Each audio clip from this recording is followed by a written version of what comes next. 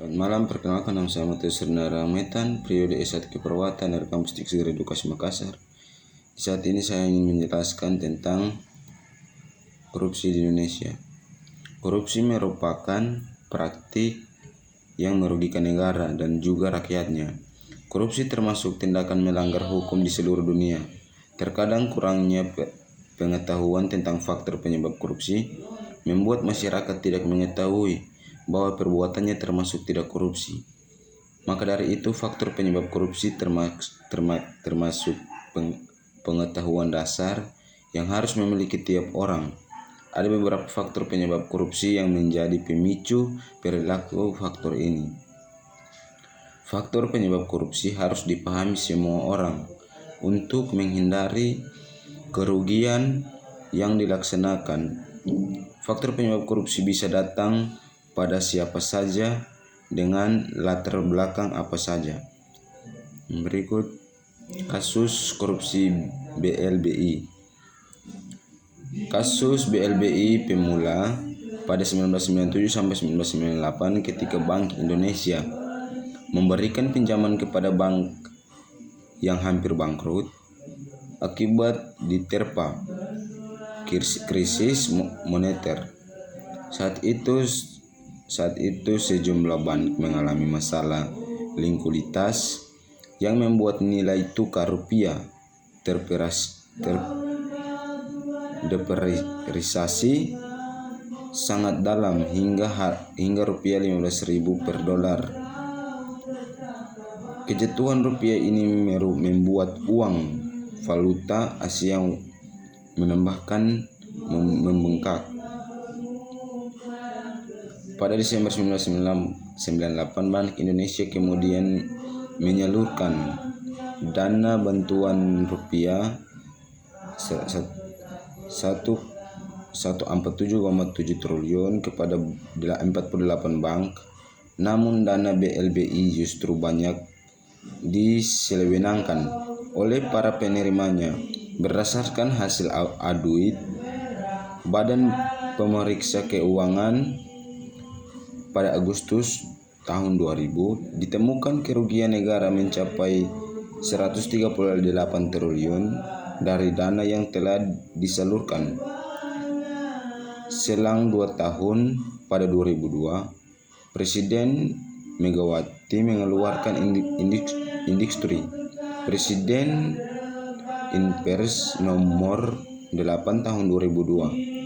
Itu terjadi landasan pemerintah mengeluarkan jaminan kapasitas hukum kepada para debitur BLBI yang telah melunasi kewajiban, yakni lewat penerbitan surat keterangan lunas SKL yang dikeluarkan BPPN atau menindak secara hukum bagi yang tidak melaksanakan kewajiban. Vonis perdana bagi terdakwa kasus BLBI terjadi pada 2003 yang menjerat oknum pejabat BI yang bersekongkol dengan para pemilik bank seperti Hendro Budianto, Heru Supratomo, hingga Paul Sutopo Trojonegoro yang dijebloskan ke penjara. Sementara dari pihak penerima dana, sederat nama juga dimulai diperiksa dan diadili hingga berlanjut menerima vonis bersalah. Salah satu Syamsul Nursalim bersama sang istri Iti Nursalim, pemegang saham pengendali bank dengan Nasional Indonesia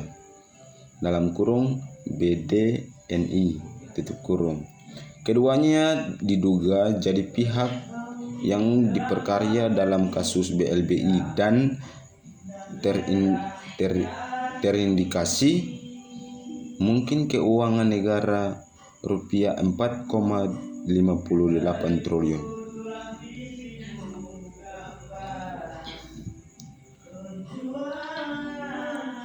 Komisi Pemberantasan Korupsi yang arti KPK menyatakan seandainya untuk bantu mengusut kasus BLBI pada tahun 2008 dan mulai proses penyidikan terhadap proses memberikan SKL kepada para penghutang per 2013.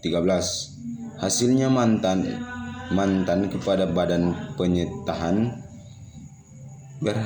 Berban Nasional dalam kurung BPPN Syafruddin Arsyad Temenggung dijerat dan diadili di Pengadilan Tindak Pidana Korupsi.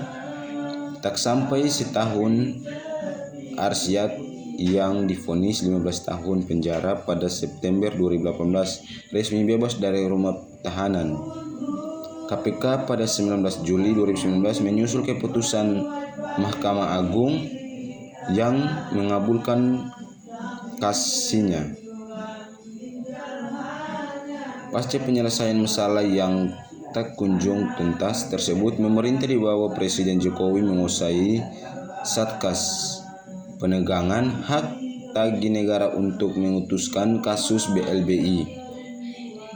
Mengutip catatan BPK, Kementerian Keuangan akan terus mengejar dana BLBI dengan total dana sebesar 100,45 triliun. Menteri Keuangan SRI Mulyani Indrawati setempat menyampaikan kepada Satgas total dana BLBI 100,4 triliun. Ini terdiri dari obligor 22 pihak dan 12.000 dokumen debitur. Kita akan terus bersama dengan Satgas mengidentifikasi langkah-langkah untuk bisa melakukan pemulihan kembali atau mendapatkan kembali dari BLBI tersebut, kata Sri Mulyani dalam konteks APBN kita edisi April 2021. Ya, mungkin dari itu saja. Sekian dan terima kasih.